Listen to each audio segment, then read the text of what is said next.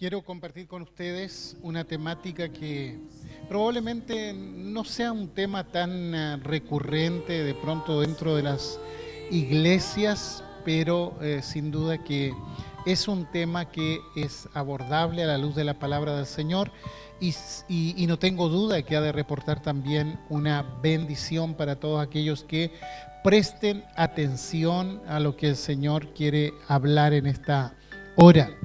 Y me refiero básicamente a este tema de las heridas emocionales, de las heridas del alma, ya que si somos honestos, por lo general nos estamos enfocando en la vida espiritual de las personas, en su relación con Dios, lo que tiene mucha relevancia a la luz de la palabra de Dios, pero es interesante notar cómo muchos cristianos muy honestos, cargan con profundas heridas, a veces las enmascaran para no ser descubiertos, a veces con el propósito de evitar dar explicaciones, porque a veces quizás somos ligeros en tildar a las personas como poco espirituales cuando están pasando por estos problemas. Pero yo quisiera en esta hora, por algunos momentos nada más, poder hablarles y poder considerar qué nos dice la palabra de Dios acerca de estas cosas. Creo que de una u otra forma la iglesia debe estar enfocada en esto, porque son muchas las personas con heridas que acuden regularmente a nuestras casas de oración y tenemos el deber como iglesia también de ofrecer una palabra de sanidad, una palabra de restauración que sea dirigida por Dios, que sea guiada por la palabra del Señor. Y yo quiero invitarles en esta hora a considerar esto, lo que realmente el Señor puede y quiere hacer con estas almas angustiadas, abatidas, con personas que eventualmente están pasando por situaciones muy conflictivas, muy agobiantes y que muchas veces no saben cómo enfrentarlas y qué hacer para poder subsanarlas. Quiero comenzar con un pasaje de la Escritura que encontramos allí en Hebreos capítulo 4, versículo 14 al 16, que dice: por tanto, teniendo un gran sumo sacerdote que traspasó los cielos, Jesús, el Hijo de Dios, retengamos nuestra profesión, porque no tenemos un sumo sacerdote que no pueda compadecerse de nuestras debilidades, sino uno que fue tentado en todo según nuestra semejanza, pero sin pecado. Acerquémonos pues confiadamente al trono de la gracia para alcanzar misericordia y hallar gracia para el oportuno socorro.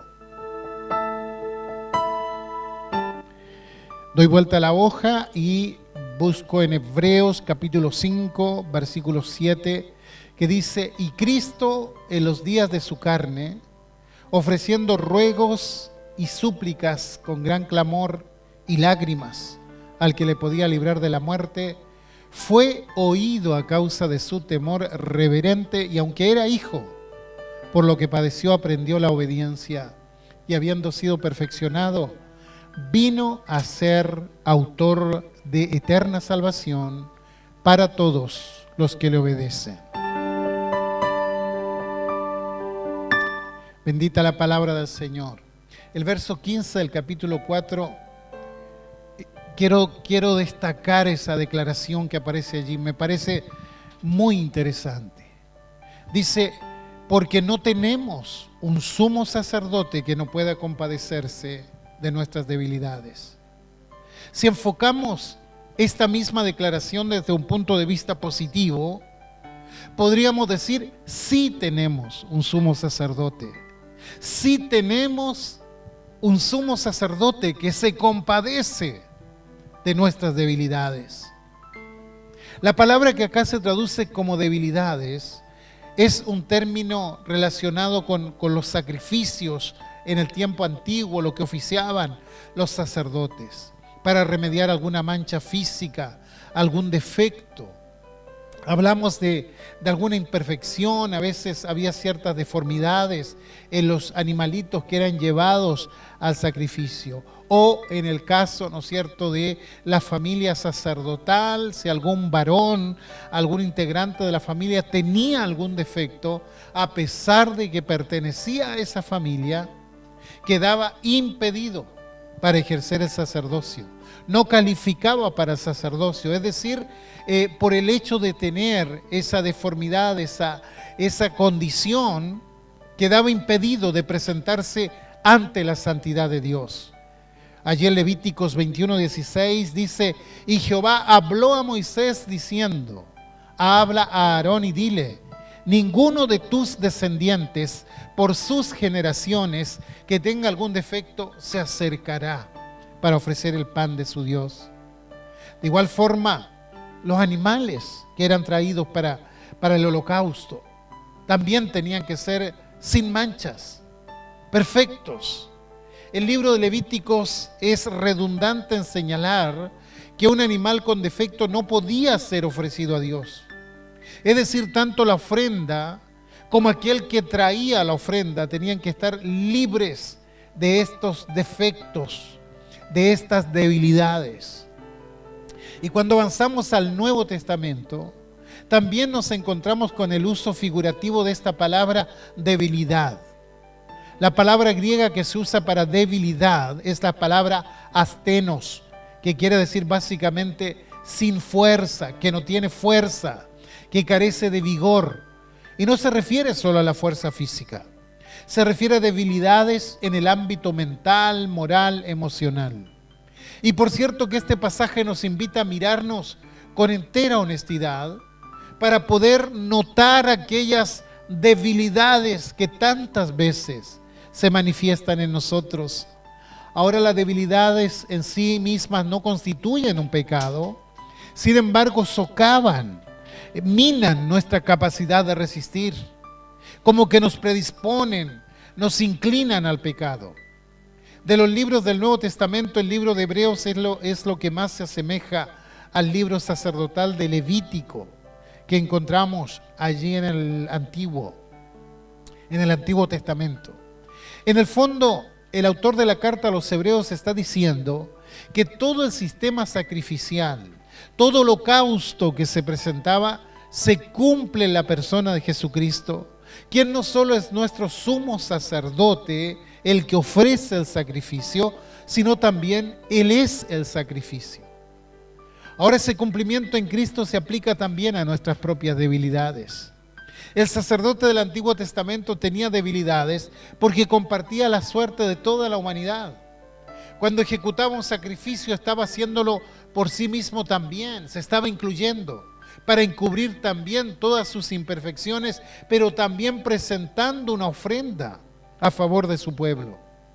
El antiguo sacerdote también era un hombre, quiere decir que también tenía debilidades. Es decir, entendía perfectamente las debilidades de quienes él representaba delante de Dios en ese momento. Por ende, los trataba con mansedumbre, con simpatía.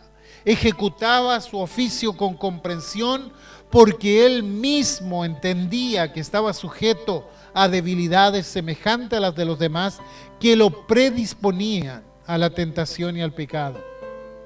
Bueno, el autor de Hebreos va a decir que nuestro gran sacerdote, que nuestro gran mediador es el Señor Jesucristo, quien a diferencia de los sacerdotes antiguos, Él nunca tuvo pecado, porque nunca cedió a la tentación, lo que no fue el caso de los sacerdotes del Antiguo Testamento. Quiere decir que nunca Él tendría que ejecutar el holocausto por sí mismo. Y por cierto que fue tentado. Fue probado en todas las cosas como nosotros somos probados todo el tiempo. Por tal motivo, Él se compadece de nuestras debilidades. ¿Se da cuenta? Él se compadece de tus debilidades. ¿Puedes pensar eso? ¿Puedes decirse usted a sí mismo, el Señor se compadece de mí? ¿El Señor me comprende? Si Él solo entendiera racionalmente nuestras debilidades, no sería suficiente. Pero la situación es mucho mejor, va mucho más allá para nosotros, porque el Señor Jesús conoce la sensación que tenemos en nuestras debilidades. No conoce solo las deformidades, no conoce solo la debilidad en sí, no conoce solo los traumas emocionales y conflictos interiores que sufrimos nosotros, sino que también el dolor que conlleva todo aquello. Cómo somos afligidos a través de todas esas cosas. Él comprende nuestras frustraciones, comprende nuestras aflicciones, nuestras depresiones, nuestros decaimientos de ánimo, nuestras heridas, esos sentimientos de abandono, de soledad que muchas veces vienen a apoderarse de nosotros, ese sentimiento de aislamiento, de rechazo, el Señor también lo comprende. Aquel que conoce la sensación que tenemos en nuestras debilidades, experimenta toda la gama de emociones que acompañan nuestras enfermedades y deformidades. ¿Y cuál es la prueba de todo eso? ¿En qué se basa el autor a los hebreos para afirmar que Jesús sabe cómo nos sentimos por causa de nuestras debilidades? Dice que en los días de su carne, es decir, cuando se encontraba Él entre nosotros, ofreció con fuertes clamores y lágrimas, oraciones y súplicas. ¿Puede notar eso? No fue una oración tranquila, no fue una oración silenciosa, sino una oración con fuertes clamores y abundantes lágrimas. Y aunque era hijo, por lo que padeció aprendió la obediencia, dice Hebreos. Y es justamente de eso que nos habla el Getsemaní, de la pasión, del sufrimiento de la cruz de nuestro Señor. Él sufrió todo el dolor por amor a nosotros.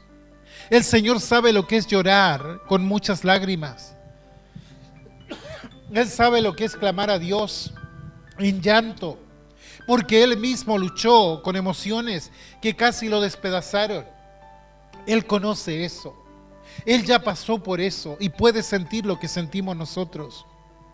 En otras palabras, Él sufre lo mismo que nosotros.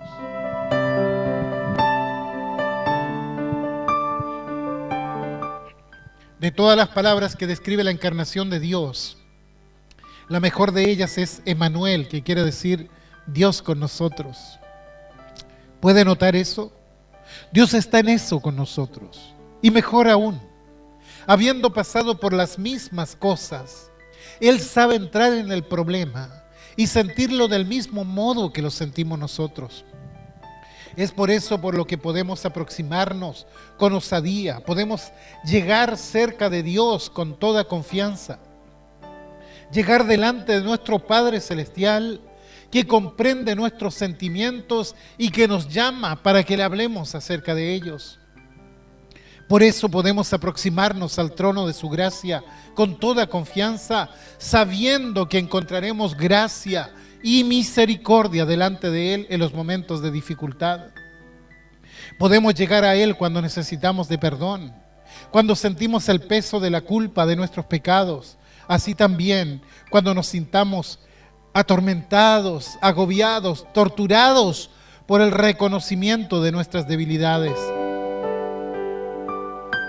Para que entendamos bien el precio que el Salvador tuvo que pagar para convertirse en nuestro médico divino, necesitamos recorrer con Él los caminos que Él recorrió. Esos caminos de pasión, esos caminos de sufrimiento que describen los evangelios, el libro de los Salmos, el libro de Isaías. Pensemos por un momento en nuestro Señor allí en el jardín del Getsemaní. Necesitamos ver el tremendo precio que pagó Él para ser Emmanuel verdaderamente, Dios con nosotros. Debemos darnos tiempo suficiente para oír y para entender la oración que Él hizo en ese lugar. Dice la Biblia que comenzó a entristecerse y a angustiarse. Mi alma está profundamente triste hasta la muerte, dice Mateo 26. No hay duda del quebranto del Señor. No hay duda de sus sufrimientos, de sus sentimientos, de su agonía tan fuertes que hasta deseó morir. Yo le pregunto a usted, ¿se ha sentido alguna vez así? Y si es así, el Señor lo entiende a usted. El Señor nos entiende cuando estamos decaídos emocionalmente y eventualmente ya no le hayamos sentido a la vida. Veamos el Salmo 22, conocido también como el Salmo del desamparo. Miren los versos 14 y 15. Dicen: he sido derramado como aguas y todos mis huesos se descoyuntaron. Mi corazón fue como cera derritiéndose en medio de mis entrañas. Como un tiesto se secó mi vigor y mi lengua se pegó a mi paladar, y me has puesto en el polvo de la muerte. O también podemos encontrar otra descripción de la aflicción, del agobio de Jesús, allí en el Salmo 69, los primeros 3 versículos, cuando dice: sálvame, oh Dios, porque las aguas han entrado hasta mi alma. Estoy hundido en cieno profundo, donde no puedo hacer pie. He venido a abismos de aguas, y la corriente me ha anegado. Cansado estoy de llamar, mi garganta se ha enronquecido. Han desfallecido mis ojos esperando a mi Dios. Y más adelante el verso 20 dice: el escarnio ha quebrantado mi corazón y estoy acongojado. Esperé quien se compadeciese de mí y no lo hubo, y consoladores, y ninguno hallé. Allí en Getsemaní, Jesús derramó su alma. Luego vuelve a sus discípulos y resulta que los discípulos están dormidos. Le dijo a Pedro: no pudieron velar conmigo ni siquiera una hora. Pero todo esto sucedió para que se cumpliesen las palabras de los profetas registradas allí en las Escrituras. En ese momento, dice, todos los discípulos lo abandonaron. Todos huyeron. Esperé que alguien se compadeciese de mí y no lo hubo. Esperé en consoladores, pero no hallé a ninguno. Y yo le pregunto a usted, ¿ha experimentado alguna vez la agonía de una terrible soledad? ¿Ha experimentado alguna vez las negras crisis de una depresión? ¿Sabe? Cuando estamos en ese abismo, la cosa más difícil para hacer es justamente orar, porque no sentimos la presencia de Dios. No es que no creemos en Él, pero no lo sentimos cerca. Pero con la Biblia en la mano, yo quiero garantizarles que el Señor sabe, que el Señor entiende y siente nuestras debilidades. ¿Sabe por qué? Porque Él ya pasó por todo eso. Él fue herido, dice su palabra, por nuestras rebeliones. ¿Podríamos ir al lugar donde fuimos juzgados? ¿Cuántos falsos testimonios ha escuchado respecto de Él? ¿Alguna vez, yo le pregunto a usted, alguna vez usted fue acusado injustamente? ¿Puede imaginarse a Jesucristo delante del tribunal? ¿Alguna vez usted mismo sufrió el dolor de ser injuriado, de ser calumniado? Dice Mateo 26, 67, que a Él le escupieron en el rostro, que le daban de puñetazos y otros lo abofeteaban. Lucas 22, 63 dice que los hombres que lo custodiaban se burlaban de Él y lo golpeaban. Saben, muchas veces cuando converso con personas dominadas por una herida profunda, por un fuerte resentimiento, por fuertes sufrimientos del alma, Me miran con un rostro impasible, inconmovible, duro, sin un menor vislumbre emocional. Pero a medida que vamos penetrando esa herida, ¿qué es lo que le provoca el mayor sufrimiento? A medida que comenzamos a hurgar ahí, para poder buscar también la sanidad, y de pronto su semblante comienza a cambiar. Quizás un cambio leve al comienzo, pero poco a poco los ojos se llenan de lágrimas, se escurre el pelo en el rostro y poco a poco comienzan a llorar. Y sí, yo lo he visto muchas veces. Hasta hombres fuertes sollozan por el sufrimiento, por la rabia que muchas veces tienen guardada ahí adentro. Yo sé cuál es, dice. Aún recuerdo el látigo con el que mi padre me golpeaba. Aún recuerdo la bofetada que me dio mi madre. Es tan humillante una bofetada en el rostro. ¿Lo ha sufrido usted? ¿Sabe? Cristo Jesús, nuestro médico amado, también fue abofeteado. También fue golpeado. Su rostro santo, su rostro amoroso, hermoso, fue escupido. Entonces, ¿piensas que Él no te comprende? Él sabe lo que es recibir golpes en la cabeza y bofetadas en el rostro.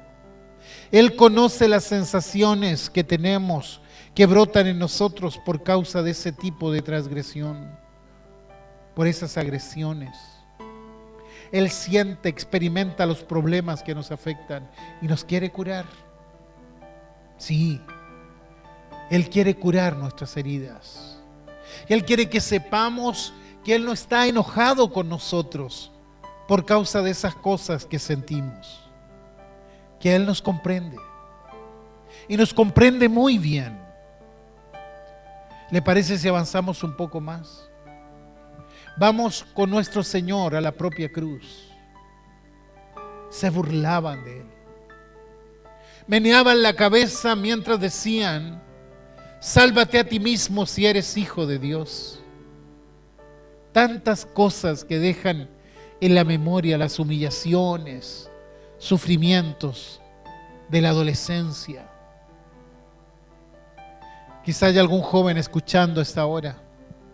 ¿Has sufrido el denominado bullying? ¿Se han burlado de ti? Quiero que recuerdes esto. El Hijo de Dios, Cristo Jesús, Él sí te entiende. La crueldad de los niños, unos a otros, es tan corriente, por desgracia. Pero Jesús, cuando somos rechazados por un amigo, a veces los jóvenes son rechazados por un enamorado, una enamorada, o criticados por el grupo. Mire lo que dice Isaías. El profeta Isaías dice que no había nada hermoso ni majestuoso en su aspecto, nada que nos atrajera hacia Él, que Él fue despreciado y fue rechazado, hombre de dolores, conocedor del dolor más profundo, pero nosotros le dimos la espalda. Nosotros desviamos la mirada de Él, fue despreciado y no nos importó. Y yo te pregunto, ¿acaso Él no entiende lo que significa ser despreciado? Lo que significa ser rechazado, lo que significa que los más cercanos le den la espalda. Yo creo que nadie mejor que el Señor Jesús podrá entendernos jamás. Fue experimentado en dolores. Por eso, déjame decirte que si estás sufriendo, Él también siente lo mismo. Si te consideras una persona solitaria, quizá estás viudo, viuda o divorciado, el Señor sabe lo que es estar solo. Él sabe lo que es tener la impresión de que una parte de nosotros parece haber sido arrancada. Estadísticas han mostrado que los dos mayores factores provocadores del estrés para el cuerpo, mente y emociones son la muerte de un cónyuge o la separación de él por el divorcio. Y en cierto modo la separación es peor. La muerte de un cónyuge, aunque sea dolorosa, es como una herida limpia, pero el divorcio muchas veces causa una herida infectada, purulenta. ¿Pero quieres saber esto? Jesús entiende. Cuando una persona tiene que esforzarse en ser papá y mamá para sus hijos, porque no está el otro para acompañar, el Señor entiende ese sentimiento. Pero ¿será que Él conoce también la peor de todas nuestras debilidades? Que es cuando ni siquiera conseguimos orar, cuando nos sentimos abandonados no de los hombres, sino de Dios mismo. El credo de los apóstoles dice en una de sus partes que Él descendió a los infiernos cuando estaba en la cruz. Los cielos se volvieron como hierro sobre Él, se volvieron desesperadamente sordos. Fue cortado de la tierra de los vivientes. Gritó pidiendo socorro en su último instante de agonía, pero no hubo respuesta para Él. Dios mío, ¿por qué me has desamparado? ¿Por qué estás tan lejos de mi salvación y de las palabras de mi clamor? Dios mío, clamo de día y no respondes, y de noche y no hay para mí reposo. Oh, Dios comprende el grito del desamparado. Él conoce las sensaciones que tenemos en nuestras debilidades. Cuando las creencias antiguas afirman que Cristo descendió al infierno, quiere decir que Él conoció todos nuestros temores, nuestros horrores, sensaciones de aflicción que nosotros experimentamos en los momentos en que nos encontramos en el nivel emocional más bajo, debido a un rechazo, debido a un abandono, debido a una depresión. Eso significa que siendo así, podemos llevarle a Él todas nuestras emociones, esas emociones dañadas, heridas, aún las más aterradoras, aún las más avergonzantes. No necesitamos llegar delante de Él con sentimientos de culpa y vergüenza, pero sí, vayamos con toda la confianza, con toda la osadía, sabiendo que no solamente sabe lo que sentimos, sino que Él nos quiere curar. Eso es lo principal. Jesús jamás abandona a los suyos. Jesús jamás deja solos a sus hijos. Él nos dio su Santo Espíritu para ayudarnos en nuestras debilidades. Y Romanos 8:26 dice: y de igual manera el Espíritu nos ayuda en nuestra debilidad. Pues que hemos de pedir como conviene no lo sabemos, pero el Espíritu mismo intercede por nosotros con gemidos indecibles. La experiencia que Jesucristo tuvo cuando tomó la forma humana, ahora se conoce en la persona del Espíritu Santo, que nos ayuda en nuestras debilidades, habiendo una colaboración mutua para que nuestras heridas puedan ser curadas. La autora y presentadora cristiana Joni Eareckson era una joven bella, llena de vida, muy activa. Llegaba a un lugar y prácticamente su presencia llenaba ese lugar. Cierto día fue a nadar en una laguna que estaba por ahí cerca y se pegó en la cabeza con una piedra. Sufrió graves lesiones que finalmente la dejaron paralítica. Y hasta el día de hoy es parapléjica. Prácticamente no tiene movilidad.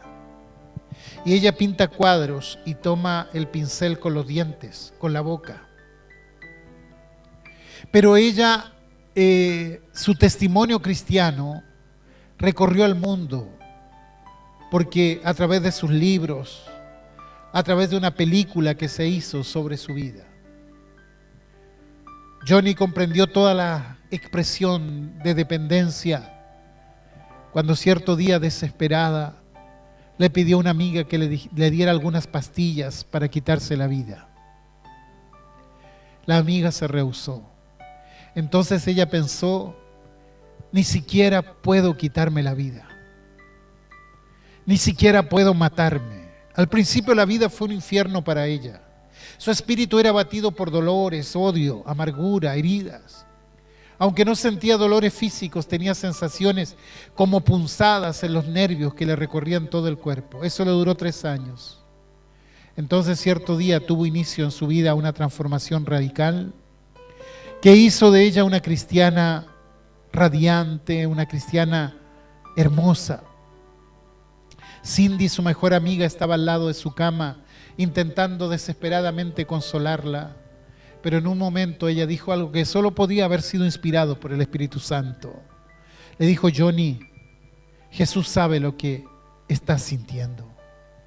Tú no eres la única persona paralítica, Él también estuvo paralizado, ¿sabías? Johnny, casi enfadada, le dice: ¿qué es lo que me quieres decir con eso? Cindy le dijo: es verdad. ¿Te acuerdas que Él fue crucificado? Sus costillas estaban heridas por las cortadas, así como las tuyas también estaban heridas algunas veces. Seguramente sintió Él muchas ganas de moverse un poco para cambiar de posición, para aliviar el peso del cuerpo, pero no se podía mover. Johnny, Jesús sabe lo que tú estás sintiendo. Y cuando estas palabras penetraron en la mente de Johnny, comenzó en ella el proceso de su transformación. Ella nunca había pensado en eso antes, pero el Hijo de Dios había sentido las punzadas que torturaban su cuerpo. Es decir, Jesucristo la entendía. Jesús conocía aquella sensación de desamparo que ella estaba sintiendo en ese momento. Más tarde ella pudo testificar diciendo: fue entonces que Dios me pareció increíblemente cercano a mí. Yo ya había percibido lo bien que el amor de mis amigos y familia me hacía. Ahora comenzaba a comprender que Dios también me amaba. Y qué importante es comprender eso. El enemigo tratará por todos los medios que creamos lo contrario, pero el amor de Dios es insondable.